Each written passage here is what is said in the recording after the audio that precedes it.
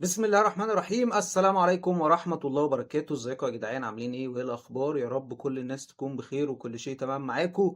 اهلا وسهلا مرحبا بيكم في يوم جديد وحلقة جديدة. النهاردة هنتكلم عن مسلسل ورد وفل وياسمين. ايوه يا جدعان، مسلسل ورد وفل وياسمين من بطولة احمد عبد الوهاب وصبا مبارك. مسلسل جامد جدا جدا جدا من اول حلقة لحد الحلقة اللي قبل الاخيرة. حلقات ملهاش حل، حلقات حرفيا بكل معنى الكلمة. مسلسل جميل جميل جميل جميل جميل جمال مالوش مثال. من اول حلقة لحد الحلقة اللي قبل الاخيرة، انت طول ما انت بتتفرج عمال تقول جميل جمال مالوش مثال لحد ما جت الحلقة الاخيرة. وهنا حرفيا بكل معنى الكلمة، يعني انا كنت فاكر ان احنا خلاص بقى عندنا مسلسلات زي المسلسلات بتاعت زمان، مسلسلات عبلة كامل ربنا يطول في عمرها، مسلسلات نور الشريف ربنا يرحمه، مسلسلات بقى من مسلسلات الزمن الجميل. لحد ما جت الحلقة الأخيرة حرفيا بكل معنى الكلمة أنا لسه ما نمتش، فأنا عايز أنام عشان أنسى كل اللي أنا اتفرجت عليه. ليه تعملوا فينا كده؟ احنا كنا عايشين تمام، كنا عايشين زي الفل، احنا كنا عايشين ومصطبحين والدنيا حلوة وفرحانين وكل حاجة حلوة. لكن فجأة معرفش بقى المؤلف عمل ايه، يعني معرفش هل مراته كانت منكدة عليه، ولا هل المنتج مثلا قرر ان هو يغير السيناريو خالص. ما انتوا كنتوا ماشيين حلو، فيها ايه لو كان المسلسل خلص على خير؟ هو انتوا ليه اصلا من اساسه خلصتوه؟ طب ما احنا كنا ماشيين حلو، كنا ماشيين تمام وزي الفل، فجأة بدون اي مقدمات بدون اي شيء المسلسل اتقلب من مسلسل جميل حلو تمام زي الفل، فل على ورد وياسمين او ورد على فل وياسمين او سميه زي ما تسميه، الى مسلسل. ليه الصدمة دي؟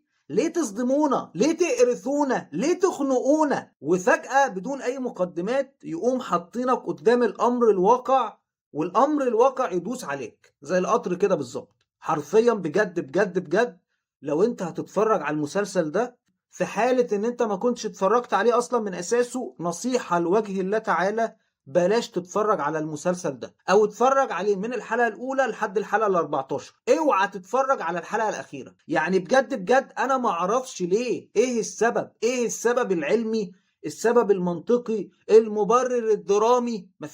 مفيش اي حاجة. فجأة طه ليه يا جدعان؟ اقسم بالله احنا عايشين حياة زي الطين. ليه؟ المسلسل كان حلو، المسلسل كان جميل، المسلسل كان فل على ورد وياسمين او ورد على فل وياسمين زي اسمه. فجأة ليه؟ ايه السبب؟ مش عارف بصراحة يا جدعان، اقسم بالله احنا عايشين حياة زي الطين. ليه؟ المسلسل كان حلو، المسلسل كان جميل، المسلسل كان فل على ورد وياسمين او ورد على فل وياسمين زي اسمه. فجأة ليه؟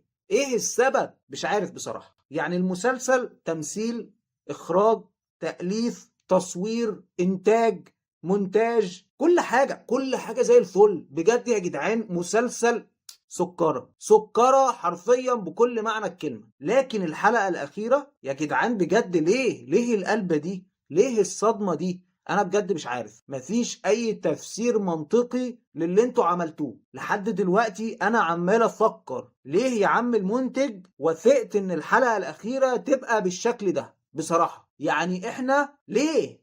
احنا ما بنصعبش عليكم ليه؟ بجد بجد تمثيل احمد عبد الوهاب فوق الرائع بشوية، بيفكرني باحمد زكي الله يرحمه. بجد بجد يا جماعة، يعني هو بالصحبي عشان اجامله، انا بقول رأيي بكل صراحة. صبا مبارك بجد بجد ممثلة شاطرة جدا، انا ما شفتلهاش الا عملين قبل كده، مسلسل توبة مع عمرو سعد ومسلسل حكايات بنات اللي كانت عاملة فيه دور مع كريم فهمي ودور تاني مع احمد صلاح حسني تقريبا، يعني على ما اتذكر. فبس ده تقريبا تالت عمل اشوفه. لكن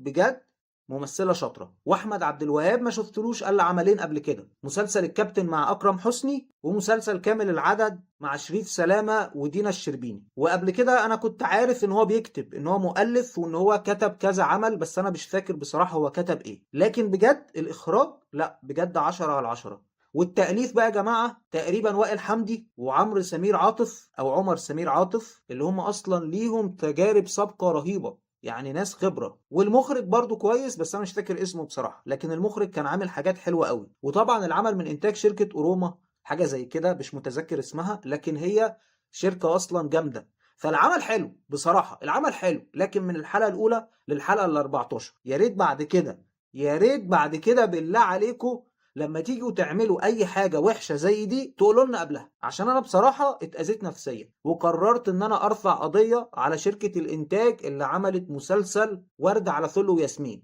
بجد يا جماعة انا قررت يا جماعة ان انا ارفع قضية على الشركة المنتجة لمسلسل ورد على فل وياسمين. ليه؟ عشان هم اذوني نفسيا، بس انا بصراحه مش معايا فلوس للمحامي فقررت اكنسل الحوار ده. وبعدين يعني هم ناس محترمه، كفايه ان هم عملوا لنا 14 حلقه حلوه، يعني دي حاجه مثلا تغفر ليهم، يعني حاجه نسامحهم بسببها. 14 حلقه حلوين وجامدين، لكن الحلقه الاخيره ايه ده؟ ايه القرف ده؟ ايه الخرا ده؟ بصراحه يعني ايه الخرا ده؟ ايه القرف ده؟ ايه العفن ده؟ الحلقه حلوه، واللي شجعني ان انا اشوف المسلسل الاسم بتاعه، واللي شجعني ان انا اشوف المسلسل الاسم بتاعه. بصراحة اسم حلو. انا بعشق الاغنية ورد على فل وياسمين، واكيد طبعا بعشق الاغنية بصوت الجميلة الفنانة القديرة الفنانة الكبيرة عايدة الايوبي. اكتر واحدة بحب اسمعها بعد فيروز اللبنانية، يعني بتدخلني في مود جميل جميل جميل. وطبعا العمل ده وطبعا الأغنية دي من التراث وناس كتير قوي غنوها، لكن أنا بعشق الأغنية بصوت عايدة الأيوبي. لكن أنا بعشق الأغنية بصوت عايدة الأيوبي. طبعا سلوى محمد علي، إسماعيل فرغلي، ميمي جمال، ممثلين شاطرين جدا ووجودهم جميل، عندهم قبول وحضور، وعندهم كاريزما وطلة وشلة ورنة، حاجة جميلة بصراحة. يعني مسلسل جميل يا جدعان، مسلسل جميل. والبنت اللي عملت دور نجوى صاحبة صبا مبارك او صاحبة الهام، لا بجد يا جماعة المسلسل ده محتاج قعدة. لكن انتوا قفلتوني بجد بجد، الحلقة الاخيرة دي قفلتني، انا تعبت نفسيا بسببها، انا بجد تعبان نفسيا، وانتوا دمرتوني، انتوا كسرتوني، انتوا جرحتوني، انتوا قرفتوني، انتوا زهقتوني.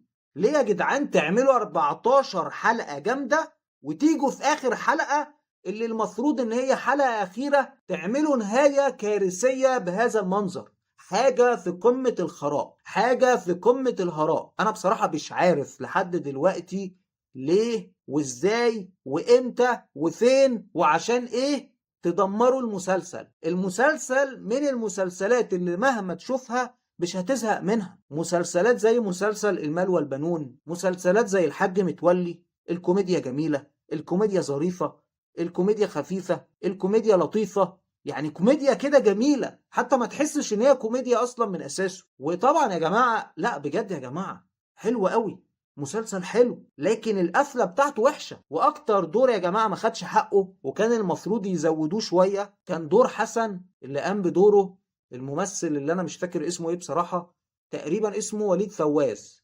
وليد فواز يا جدعان، وليد فواز ده حتة سكرة وعمل دور جميل، لكن انتوا ما اديتولوش الفرصة ان هو يشتغل بصراحة يعني. فهل المسلسل يستحق؟ المسلسل يستحق من الحلقة الاولى الحلقة ال 14 تقريبا 10 من 10. جت الحلقة الاخيرة سالب 10 بس، ما تقدرش تقول اكتر من كده، يعني ممكن نقول سالب 100 سالب 500.